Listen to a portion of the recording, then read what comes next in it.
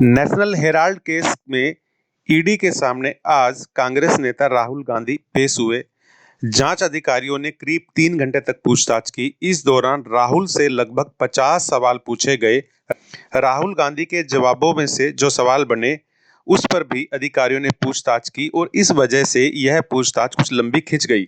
इससे पहले करीब 11:15 बजे ईडी ऑफिस में राहुल गांधी पहुंचे। वहां मौजूद सुरक्षा कर्मियों ने उनसे मोबाइल और उनके दस्तावेज और उनके कागजों की जांच की। राहुल गांधी की भी जांच की गई तो राहुल गांधी ने उनसे पूछा, आप चेक कीजिए, यह आपकी ड्यूटी है। हालांकि राहुल गांधी ने मोबाइल फोन अपने पास नहीं रखा था, उनके हाथ में सिर्फ ईडी के सम्मन की कॉपी ही थी। इसके बाद राहुल गांधी सुरक्षा कर्मियों के साथ असिस्टेंट डायरेक्टर रैंक के जांच अधिकारी के पास पहुंचे। रास्ते में राहुल गांधी के साथ चल रहे सुरक्षा कर्मियों से उनका नाम पूछा, साथ ही यह भी बताया आप कितने दिनों से यहाँ कार्यरत हैं। यानी कि राहुल गांधी ने ईडी की पूछताछ के वक्त खुद को सामान्य रखने की कोशिश की। उन्होंने साथ चल रहे सुरक्षा कर्मियों से बातचीत की, उनका नाम जांचा और यह भी पूछा कि वह ईडी के कार्यालय में कब से काम कर रहे हैं और दोस्ताना रवैया अपनाते हुए ही वह सुरक्षा कर्मियों से लगातार बातचीत करते रहे। उन्होंने तब सुरक्षा कर्मियों से यह भी पूछा कि यहाँ जो भी पूछताछ के लिए व्यक्ति आता है क्या उससे इसी तरह की पूछताछ होती है, उसी तरह की छानबीन होती है और सुरक्षा अधिकारी क्या उसे भी इसी तरह से पूछताछ करने वाले अधिकारी के पास लेकर जाते हैं। हालांकि सुरक्षाकर्मी और ईडी के कर्मचारी राहुल गांधी के सवालों पर मुस्कुराते रहे, उन्होंने उन्हें कोई जवाब नहीं दिया। राहुल गांधी जब जांच अधिकारी के कार्यालय में पहुंचे तब वो अधिकारी वहां मौजूद नहीं था जिसने राहुल गांधी से पूछताछ करनी थी। इस पर राहुल गांधी वहां खड़े रहे। हालांकि कर्मचारियों ने कहा कि आप बैठ जाइए, लेकिन राहुल गांधी बैठे नहीं और जब अधिकारी पूछताछ के लिए वहां पहुंचा तो उन्होंने राहुल गांधी को बैठने के लिए कहा। राहुल गांधी ने थैंक्स करते हुए कुर्सी संभाल ली। जांच अधिकारी ने राहुल गांधी से पूछा कि क्या आप पानी पिएंगे, तो राहुल गांधी ने जवाब दे दिया। इसके साथ साथ राहुल गांधी ने चाय और कॉफी से भी इनकार कर दिया।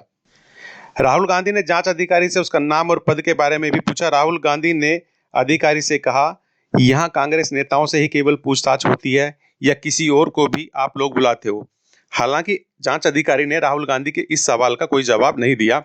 राहुल गांधी से पूछताछ के लिए ईडी ने 50 से ज्यादा सवाल तैयार कर रखे थे। यह सवाल पहले ही तैयार किए गए थे और इन सवालों को तैयार करने के बाद ही राहुल गांधी को पूछताछ के लिए बुलाया गया था।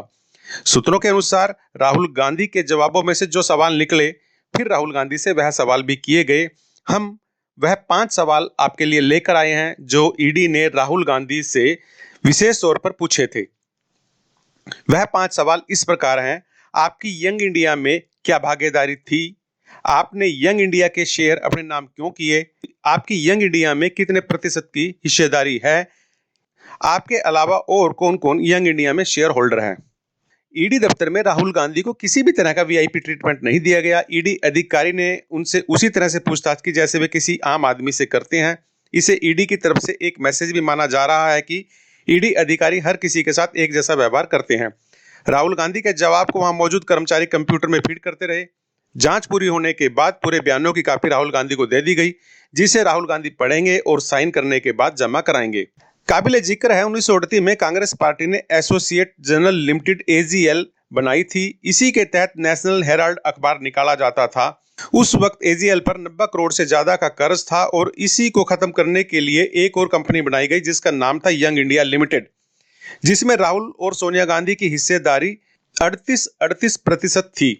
यंग इंडिया को एजीएल के 9 करोड़ शेयर दिए गए। कहा जाता है कि इसकी एवज में यंग इंडिया एजीएल की देनदारियां चुकाएगी, लेकिन शेयर की हिस्सेदारी ज्यादा होने की वजह से यंग इंडिया को मालिकाना हक मिल गया। एजीएल की देनदारियां चुकाने के लिए कांग्रेस ने जो 90 करोड़ का लोन दिया था वह भी बाद में माफ कर दिया गया। सुब्रमण्यम स्वामी ने सोनिया गांधी और राहुल गांधी के खिलाफ कोर्ट में केस दायर कराया था। इसमें स्वामी ने गांधी परिवार पर 55 करोड़ रुपए की गड़बड़ी का आरोप लगाया था। हालांकि इस केस में ईडी की एंट्री साल 2015 में हुई। केस में अब तक क्या क्या हुआ? 1 नवंबर 2012 को दिल्ली कोर्ट में सुब्रमण्यम स्वामी ने केस दर्ज कराया जिसमें सोनिया, राहुल के अलावा मोतीलाल वोरा, ऑस्कर फर्नांडिस, सुमन दुबे और सैम पित्रोदा आरोपी बनाए गए। ये सभी कांग्रेस से जुड़े हैं। 26 जून 2014 को मेट्रोपॉलिटन मजिस्ट्रेट ने सोनिया, राहुल समेत सभी आरोपियों के खिलाफ सम्मन जारी किए। 1 अगस्त 2014 के ईडी में इस मामले में संज्ञान लिया और मनी लॉन्ड्रिंग का केस दर्ज किया। मई 2019 में इस केस से जुड़ी 64 करोड़ की संपत्ति को ईडी ने जब्त किया। 19 दिसंबर 2015 को इस केस में सोनिया, राहुल समेत सभी आरोपियों को दिल्ली पटियाला कोर्ट ने जमानत दे दी। 9 दिसंबर 2018 को दिल्ली हाई कोर्ट ने इस मामले में सोनिया गांधी और राहुल को करारा झटका देते हुए कोर्ट ने आयकर विभाग के नोटिस के खिलाफ याचिका खारिज कर दी।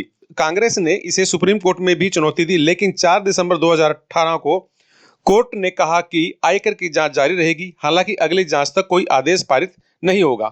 दोपहर तक 3 घंटे की पूछताछ चली और इसके बाद राहुल गांधी को लंच ब्रेक दिया गया। राहुल गांधी लंच ब्रेक में सोनिया गांधी से मिले और इसके बाद एक बार फिर से राहुल गांधी ईडी के दफ्तर में पहुंचे।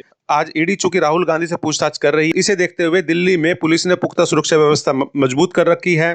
दिल्ली कांग्रेस मुख्यालय से लेकर ईडी कार्यालय तक के रास्ते को सील कर दिया गया है और यहाँ 3 लेयर सुरक्षा व्यवस्था बनाई गई है।